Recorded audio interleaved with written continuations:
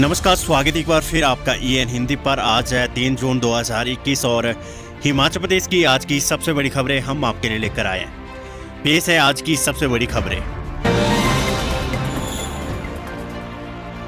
Himachal Pradesh school शिक्षा board 12वीं कक्षा की बोर्ड परीक्षाएं होगी रद्द, कैबिनेट बैठक में होगा फैसला। हिमाचल प्रदेश स्कूल शिक्षा बोर्ड की 12वीं कक्षा की परीक्षाएं रद्द की जाएगी। हालांकि मुख्यमंत्री जयराम ठाकुर ने इस मामले में CBSE की तर्ज पर आगे बढ़ने की बात करते हुए कहा है कि इस बारे में फैसला 5 जून की कैबिनेट बैठक में ही होगा। मुख्यमंत्री ने कहा है कि हिमाचल प्रदेश में मौजूदा हालात में परीक्षाएं नहीं करवाई जा सकती है। बुधवार को अपने सरकारी आवास ओकओवर शिमला में पत्रकारों से अनौपचारिक बातचीत में मुख्यमंत्री ने कहा है कि बोर्ड परीक्षाएं करवाने या न करवाने के बारे में सरकार 5 जून को होने जा रही कैबिनेट की बैठक में फैसला लेगी। मुख्यमंत्री ने कहा कि प्रधानमंत्री नरेंद्र मोदी से बैठक के बाद CBSE की बोर्ड परीक्षाओं को रद्द करने का फैसला लिया गया है। जहां तक हिमाचल प्रदेश स्कूल शिक्षा बोर्ड की बात है तो उस तर्ज पर चीजें देखी जा रही है। राज्य सरकार इस संबंध में आगे बढ़ रही है। इस बारे में उन्होंने उच्च अधिकारियों से बुधवार को बातचीत की है। जो CBSE ने निर्णय लिया प्रधानमंत्री जी की बैठक के पश्चात बोर्ड की जो परीक्षाएं जो जिस प्रकार से वहाँ पर उन्हें CBSE की जो परीक्षाएं जो है उन्हें रद्द की। जहाँ तक हिमाचल प्रदेश बोर्ड की बात है उसी तर्ज पर हम आगे सारी चीज़ों को देख रहे हैं, क्योंकि अभी तक बोर्ड के एग्ज़ाम कंडक्ट करने के लिए कोविड के कारण जो सिचुएशन हमारे सामने है वो स्थिति नहीं है। ऐसी सूरत में निर्णय तो अंतिम हम इस सिलसिले में 5 तारीख को कैबिनेट की बैठक में लेंगे, लेकिन फिर भी उसके बावजूद इस दिशा में हम आगे बढ़ रहे हैं। और मुझे लगता है कि अब थोड़ा फीडबैक भी ले रहे हैं डिपार्टमेंट से भी, एजुकेशन डिपार्टमेंट से भी, और आज मैंने एजुकेशन सेक्रेटरी और साथ दूसरे अधिकारियों के साथ बातचीत की है और उसके बाद अगला निर्णय। हिमाचल में नए डबल म्यूटेंट वेरिएंट के 16 मामले, जीनोम सीक्वेंसिंग के जरिए हुई पुष्टि।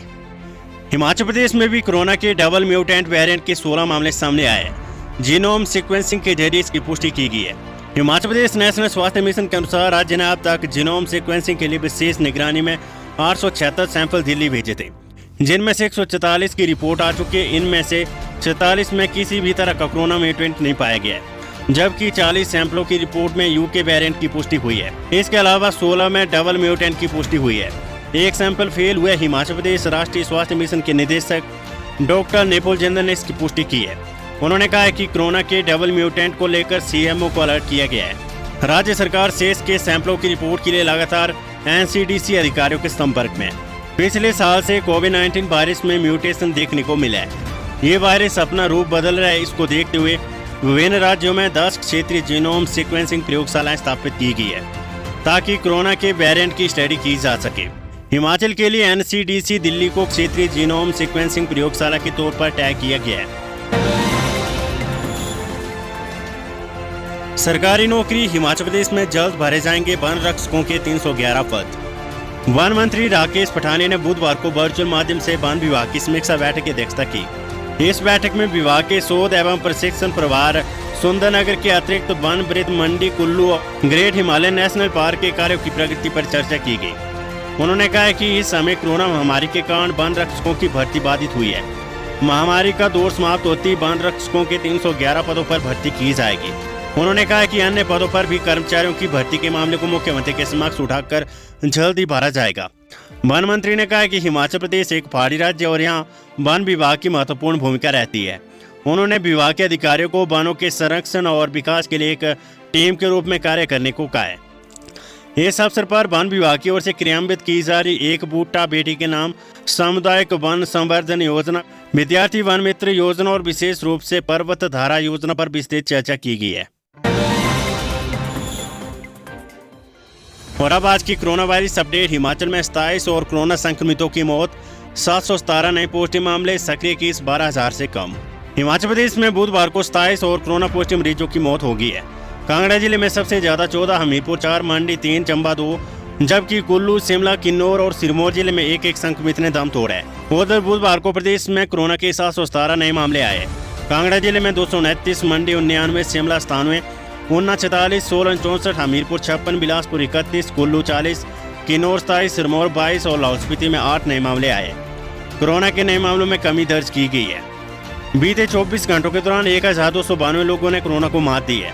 अब प्रदेश में कुल कोरोना संक्रमितों का आंकड़ा 1,92,142 पहुँच गया है। इनमें से अब तक 1,76,949 संक्रमित ठीक हो चुके हैं। सक्रिय कोरोना मामले अब घटकर 11,975 रह गए। प्रदेश में अब तक 3,194 संक्रमितों की मौत हो चुकी है। बीते 24 घंटों के दौरान जांच के लिए 15,014 लोगों के सैंपल लिए गए। हिमाचल में स्वास्थ्य सचिव समेत 9 IAS अधिकारियों के कार्यभार बदले। हिमाचल प्रदेश सरकार ने कोरोना वायरस की दूसरी लहर के थोड़ा कम होने के साथ ही सिविल सर्विस बोर्ड की सिफारिश पर सूबे में बड़ा प्रशासनिक फेरबदल किया है। 9 IAS अधिकारी के कार्यभार में बदलाव करते हुए कैडर के मुख्य सचिव अनिल खांची के बाद वरिष्ठता सूची में दूसरे नंबर के IAS अधिकारी राम शुभम सिंह को उद्योग के साथ अब श्रम और रोजगार और परिवहन का भी अतिरिक्त जिम्मा सौंपा गया है। हालांकि उनसे ऊर्जा विभाग व बिजली बोर्ड के अध्यक्ष का जिम्मा लेकर अतिरिक्त मुख्य सचिव RD दीवान को दे दिया गया है। दीवान इसके अलावा भाषा, कला एवं सांस्कृतिक विभाग का अतिरिक्त जिम्मा भी संभालेंगे। उद्योग स्पुतनिक वैक्सीन के उत्पादन के लिए तैयार, हिमाचल सरकार से मांगा सहयोग। कोरोना से बचाव के लिए स्पुतनिक वैक्सीन के उत्पादन के लिए उद्योग तैयार हो गया है। पनेशिया बायोटेक बद्दी के इस वैक्सीन को बनाने के लिए तैयार होने के बाद बद्दी, बरोटीवाला और नालागढ़ के उद्योगपति मुख्यमंत्री जयराम ठाकुर से मिले। उद्योगपतियों के संगठन ने उद्योग क्षेत्र BBN में करीब 3 लाख लोगों को वैक्सीन लगवाने की मांग की है। मुख्यमंत्री से बुधवार को शिमला में बद्दी, बरोटीवाला, नालागढ़ के उद्योगपतियों की एसोसिएशन के अध्यक्ष संजय खुराना ने एसोसिएशन की तरफ से राज्य सरकार को कोविड-19 महामारी से निपटने के मुख्यमंत्री कोविड फंड में 12,40,000 रुपये का चेक भी भेंट किया गया। एसोसिएशन के महासचिव YS गुलेरिया और हिमाचल दवा निर्माता संघ के सलाहकार सतीश सिंघल भी इस अवसर पर उपस्थित रहे। उन्होंने कहा कि संबंधित उद्योगपतियों ने अब तक 1,58,00,000 रुपए दिए। संजय खुराना ने कहा कि उद्योगों ने क्या योगदान दिया, इसका लेखा जोखा सरकार को दिया गया है। पिंजौर नालागढ़ हाईवे का टेंडर लगाया गया। बिजली बोर्ड ने जो उद्योगों को टैरिफ में राहत दी है उसका आभार जताया। कर्मचारियों की टीकाकरण की भी मांग की गई है। हिमाचल कांग्रेस मुख्यालय के 2 हॉल बनेंगे। आइसोलेशन वार्ड, 200 बिस्तरों की होगी क्षमता। हिमाचल प्रदेश कांग्रेस अध्यक्ष कुलदीप सिंह राठौर ने बुधवार को कांग्रेस मुख्यालय राजीव भवन में कोरोना रोगियों की सहायता के लिए ऑक्सीजन युक्त निःशुल्क एम्बुलेंस सेवा का शुभारंभ किया।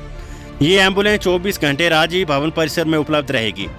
दावा किया जा रहा है कि प्रदेश भर में ऐसी 28 एम्बुलेंस चलाई गई है। इसके अलावा कांग्रेस मुख्यालय के 2 मीटिंग हॉल को आइसोलेशन वार्ड बनाने का फैसला लिया गया है। प्रदेश कांग्रेस अध्यक्ष कुलदीप सिंह राठौर ने पत्रकारों से अनौपचारिक बातचीत में कहा है कि प्रदेश में अस्पतालों में बेड की कमी को देखते हुए प्रदेश कांग्रेस ने यह निर्णय लिया है। 2 मीटिंग हॉल को आइसोलेशन वार्ड के तौर पर उपयोग करने का प्रस्ताव राज्यपाल को दिया गया है। इन दोनों हॉल में करीब 200 बेड लग सकती है।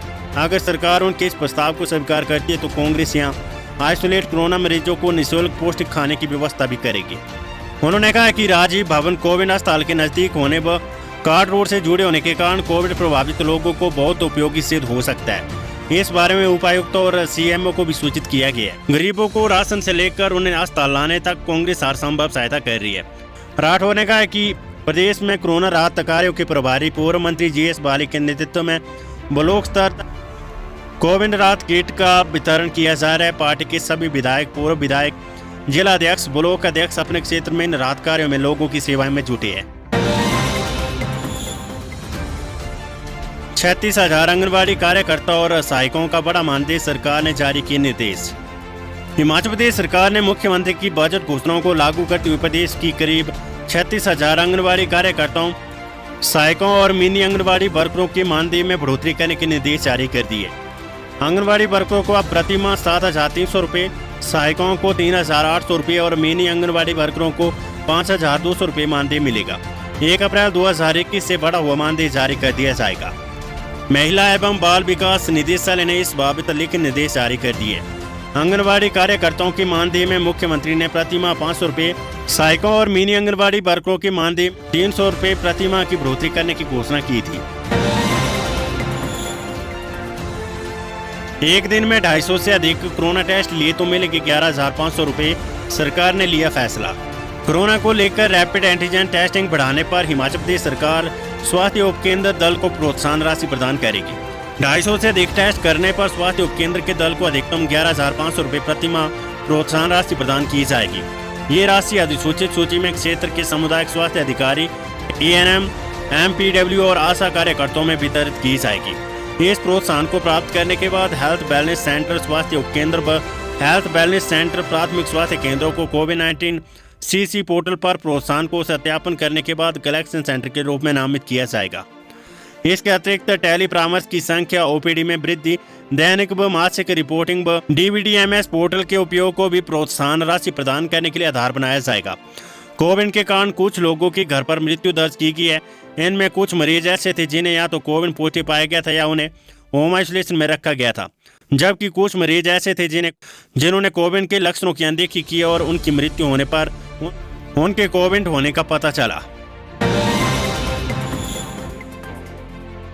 पीजीआई चंडीगढ़ में बीएससी नर्सिंग कोर्स के लिए आवेदन शुरू, इस दिन से होगी परीक्षा। Post graduate institute of medical education and research Chandigarh ने बीएससी नर्सिंग कोर्स में दाखिले के लिए आवेदन प्रक्रिया शुरू कर दी है। पीजीआई की आधिकारिक वेबसाइट पर जाकर ऑनलाइन आवेदन किया जा सकता है। बीएससी नर्सिंग और बीएससी नर्सिंग पोस्ट बेसिक के लिए ऑनलाइन आवेदन करने की अंतिम तारीख 24 जून है। पीजीआई MER बीएससी नर्सिंग की प्रवेश परीक्षा 31 जुलाई को होगी। परिणाम 9 अगस्त को घोषित होने की संभावना है। क्वालिफाइंग जमा 2 के प्रमाण पत्र और अंक पत्र जमा करने की अंतिम तिथि 12 अगस्त है। वहीं शॉर्टलिस्ट किए गए उम्मीदवारों को 20 अगस्त सुबह 11 बजे होने वाली काउंसलिंग सेशन में शामिल होना होगा। ऑनलाइन पंजीकरण के लिए SC/ST अभ्यर्थियों के लिए 1200 रुपये और सामान्य वर्ग के अभ्यर्थियों के लिए 1500 रुपये ऑनलाइन फीस भरनी होगी। Weather update. मैदानी भागों में 8 जून तक मौसम साफ, मध्य और उच्च पर्वतीय जिलों में 4 दिनों तक बारिश।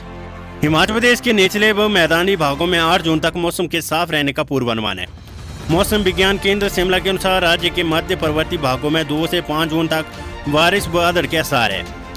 वहीं उच्च पर्वतीय जिलों के कुछ भागों में 4 जून तक भारी बारिश व हल्की बर्फबारी की संभावना है। इसके बाद इन भागों में मौसम साफ रहेगा।